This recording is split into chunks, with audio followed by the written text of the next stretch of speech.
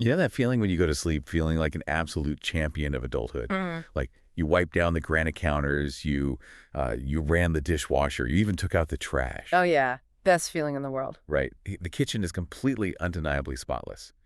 And then you wake up, you walk in to make your morning coffee, and there it is, The line. the line. Yeah. A highly organized, perfectly straight, single-file line of tiny invaders Mm. just marching confidently across your pristine counter toward, like, a single microscopic crumb you didn't even know existed. It's the ultimate betrayal. It really is. Yeah. But according to a comprehensive guide by Ian Chi, he's the president and CEO of Simple Pest Management, that invasion isn't actually a failure of your cleaning habits. Not at all. It's a master class in biological warfare. Exactly. So today we are taking a deep dive into how to actually permanently keep ants out of your home. Mhm. We're not just going to talk about, which bug spray to buy at the hardware store. Right, because that doesn't really work anyway. Exactly.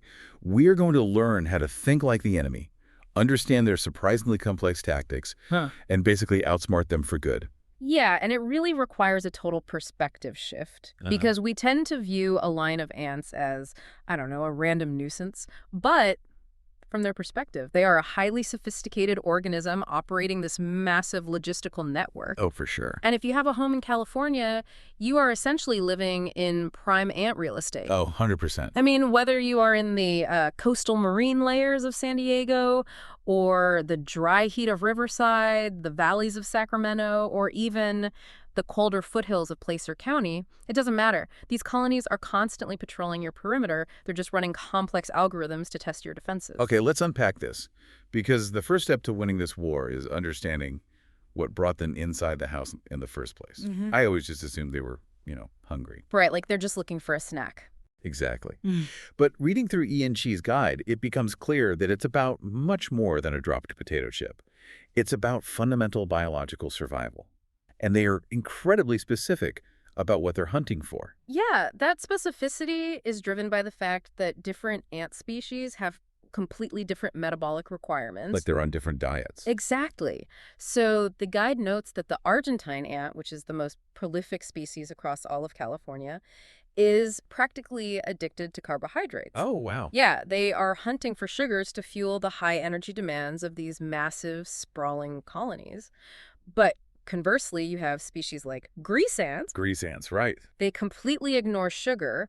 Their biological imperative is to find proteins and lipids to sustain their larval development. And then there is the odorous house ant, which has, like, the most bizarre defense mechanism. Oh, the smell. Yes. The guide mentions that if you crush one, it smells exactly like rotten coconut. I actually had to look into the science of that, and it turns out they produce this specific chemical compound called a methyl ketone, which is the exact same chemical compound produced by decaying coconuts and blue cheese. It's a chemical alarm system meant to warn the rest of the colony. But to us, it's just this oddly specific, terrible smell. What's fascinating here is how that perfectly illustrates how chemically driven their entire existence is. But beyond food, the biggest driver of ant invasions is actually the weather. Really? The weather. Oh, yeah. We have to look at the microclimates of California. So if you are in the inland valleys and you get a stretch of triple-digit summer days, ants face an existential crisis. Because it's too hot for them. Exactly. They have very thin exoskeletons, so they're incredibly susceptible to desiccation. Basically drying out. If the ambient temperature gets too high and the soil moisture drops, their eggs and larvae will literally dry up and die. Wait, really? So they aren't even coming inside for food in those scenarios? Nope. They are marching in because your bathroom sink has a microhumidity gradient that their antenna detected from 50 feet away in the yard. Yeah. They're essentially climate refugees. That is the perfect way to look at it. Our climate-controlled homes act as the ultimate artificial ecosystem. In a scorching heat wave in Riverside, your damp shower drain is a life-saving oasis. Wow. And on the flip side, heavy winter rains in Placer County or Sacramento can completely flood their subterranean nests, so when the water table rises, the colony has to evacuate to higher ground. Which usually means migrating straight into your wall voids in your living room. Right. We build these perfectly insulated, temperature-regulated bunkers, and they just take advantage of them when the natural environment turns hostile. San Diego's marine layer gives them year-round comfort, but everywhere else they really need our houses. I'm picturing these scout ants as aggressive real estate agents now. Huh, yeah, exactly. Like they aren't just popping in for a quick snack. They're meticulously inspecting the property to see if it has the perfect three-bedroom setup of food, water, and climate control to relocate the entire colony. That's exactly what they're doing. But that brings up the most frustrating part of the whole experience. We know why that one scout liked the house. How do they instantly invite hundreds of thousands of their closest friends over so quickly? Because it's never just one ant for long. No, it never is. The mechanism behind that is a really sophisticated chemical highway built entirely on pheromones. Okay.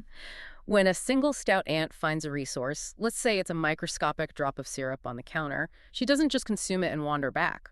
Her biology triggers a specific behavior. As she walks back to the nest, she touches her abdomen to the ground, leaving a microscopic trail of chemical scent. So it's the classic trail of breadcrumbs, but totally invisible to us. Yes. And it operates on a brilliant mathematical algorithm. It's a positive feedback loop. How does that work? Well, when other worker ants detect that initial faint pheromone trail with their highly sensitive antenna, they follow it. And if they also find the syrup, they walk the exact same path back to the nest, depositing their own pheromones right on top of the original trail. So it builds up. Exactly. The more ants that find the food, the more pheromones are deposited. It's an accelerating system. A faint scent becomes a chemical superhighway in a matter of hours. Which is why you can go from 0 ants at breakfast to a thick, black marching line by lunchtime. Okay, wait. I have to push back on the common DIY fixes here then. Because my grandmother swore by wiping the counters with white vinegar. Oh, the vinegar trick. Yeah. She said it killed the scent trails, and honestly, it always seemed to work for a day or two. But reading this guide, are you saying that spraying vinegar or just squishing the ants is completely scientifically useless? Wait, so when I squish a line of ants and spray some white vinegar, I'm not actually solving the problem. I'm basically just setting up a temporary detour sign instead of closing the road. That is exactly what you're doing. It is a temporary illusion of victory. Oh, man. Yeah. See, white vinegar contains acetic acid, which is incredibly pungent. Yeah. When you spray it on the counter, you are effectively dropping a sensory smoke bomb. A smoke bomb, okay. Yeah. It temporarily overwhelms the ants' olfactory receptors. So the incoming scouts get confused, the line breaks up, and they wander off. But acetic acid is highly volatile, meaning it evaporates very quickly. The actual trailing pheromones the ants lay down are much heavier, complex, lipid-based chemicals. They don't evaporate. Wow. So once the vinegar smell clears out of the air in 24 hours, the original highway is still perfectly paved and ready for traffic. The ants just wait out the smoke bomb. That's the tragic reality of DIY pest control. The physical ants you squish are just the vehicles on the highway. If you destroy the vehicles, the asphalt is still there. Yeah. The invisible chemical trail is completely intact, just waiting for the next wave of workers from a colony that might have 500,000 replacements ready to deploy. Understanding the chemistry behind that pheromone feedback loop is really what separates temporary relief from permanent control. Okay, so the guide lays out a strict threefold approach if you actually want to win. First, you have to use a dedicated cleaner or soapy water to physically break down and wash away those heavy lipid pheromones, like you have to delete the chemical signal. Right. Second, you have to remove the food attractant at the end of the trail. And third, you must physically seal the microscopic entry point where they are getting through your wall. If you don't execute all three steps, you're just hitting pause on the invasion. Exactly. And that second step, removing the attractant, that requires a complete overhaul of how we manage our indoor spaces. If we want to permanently break their supply lines, we have to build an indoor fortress. And ground zero for that battle is always the kitchen. Here's where it gets really interesting, because this guide completely shattered my confidence in my own pantry. Oh, I know. Same here. I always thought if my cereal or my baking flour was rolled up in its original bag or sitting in a cardboard box, it was safe. But Ian Shee's team makes it explicitly clear that cardboard and thin plastic are entirely useless. We blindly trust these materials, treating a Cheez-It box like a paper vault, when to an ant, it's basically an open buffet. How are they getting through sealed plastic? It comes down to how porous materials are at a microscopic level. Okay. To a human eye, a plastic bag is a solid, impenetrable wall. To an ant, it's more like a chain link fence. The polymers in thinner plastics and cardboard off-gas volatile organic compounds. Essentially, microscopic flavor clouds leak right through the So packaging. river clouds, that's wild. Right. And ant antennae are equipped with chemoreceptors that can detect those escaping compounds in parts per trillion. They just follow the chemical plume right to the source and easily chew their way through the weak cardboard or thin plastic barrier. Which means the only real defense is absolute airtight containment. The guide insists that all dry goods like flour, sugar, pasta, pet food must be transferred into heavy-duty plastic or glass containers with rubber gaskets. You have to trap the volatile organic compounds inside so the ants don't even know the food exists. Yeah, and that level of vigilance has to extend to the sweet items as well.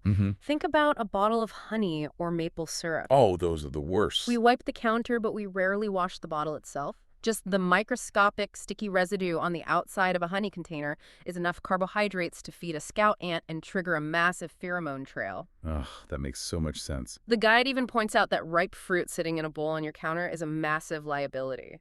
As fruit ripens, it releases sweet, volatile odors that literally call out to the colony. Storing those items in the refrigerator physically traps the scent. So it's really about managing the invisible attractants.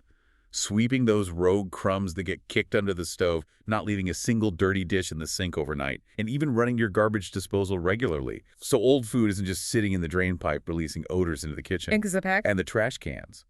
Recycling bins are apparently massive targets because of the tiny drops of liquid left in soda cans. To us, a rinse can is empty. To an Argentine ant colony, that one drop of high fructose corn syrup is a gold mine. And water management indoors is equally critical. We talked about how the summer heat drives them inside looking for moisture. A leaky faucet, a damp sponge left on the counter, or a small puddle around the base of the kitchen sink that is a premium hydration station for a colony. Oh, speaking of hydration stations, my absolute favorite tip in this entire deep dive was the trick for pet water bowls. Oh, the moat. Yes.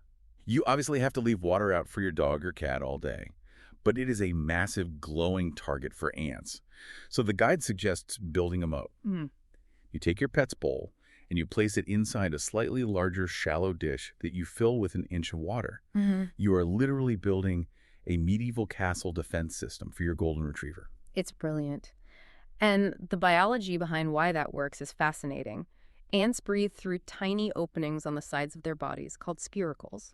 Okay. Because they are so incredibly small and lightweight, the surface tension of water is actually incredibly dangerous to them. If they get pulled in, they drown instantly. So they possess an instinctual fear of open water and generally will not cross it. That is so cool. Yeah. By creating that simple water moat, you utilize their own evolutionary biology against them, creating a completely non-toxic physical barrier protecting your pet's food. It's so elegant and simple. Yeah. So at this point, we've secured the kitchen, we've transferred our food to glass vaults, we've eliminated the water sources, and we've built moats around the dog bowls. Right. But the reality is, the colony is still out there in the yard. They are just recalibrating and plotting their next move. So to truly win this war, the guide stresses that we have to push our defenses to the outer perimeter of the house. We have to look at the foundation. Because the ants in your kitchen are merely the foraging arm of a much larger outdoor operation. If you aggressively manage the exterior conditions of your property, you drastically reduce the population pressure on your home's perimeter. A significant portion of this comes down to what the pest management industry calls landscaping math. I love the concept of landscaping math. What are the specific measurements we need to be calculating around our homes? So you need a strict 6 to 12-inch bare gap between any mulch or leaf litter and your physical foundation. Mulch is highly problematic because it acts as an insulating blanket. Oh, it traps moisture, doesn't it? Exactly. It traps moisture in the soil and regulates the temperature, creating the perfect protected nursery for ant eggs and larvae. If that mulch is pressed directly against your siding, you are essentially providing them a 5-star hotel attached directly to your house. Yikes. Furthermore, you need an 18-inch clearance between any plants, shrubs, or tree branches and your exterior walls or roof. Because if a branch is touching your roof line, it completely negates all the work you did sealing your foundation. It's a highly convenient biological bridge that lets the ants march right over your ground defenses and find a microscopic gap in your attic fence. Exactly. You are forcing them to navigate the ground where you can actually spot them. Once the landscaping is cleared back, you have to meticulously inspect the exterior envelope of your home. You're looking for any tiny gaps in the concrete slabs, around window frames where utility pipes enter the stucco, or under the siding. What do we seal it with? The guide recommends using silicone caulk for the hairline cracks, and for the larger voids around plumbing pipes, packing the space with a mix of steel wool and expanding foam. Ants cannot chew through the steel wool, and the foam locks it in place. And we have to manage the exterior water just as aggressively as the indoor water, right? Like adjusting the lawn sprinklers so they aren't blasting the side of the house every morning, fixing the leaky garden hose spigot, and making sure the gutters are actually pulling rainwater away from the foundation. Yep, absolutely. Because if the soil right next to your house is constantly damp, you are sending a homing beacon to every thirsty colony in the neighborhood. But perhaps the most mind-blowing aspect of outdoor ant prevention involves taking a very close look at the actual leaves of your garden plants. Yes.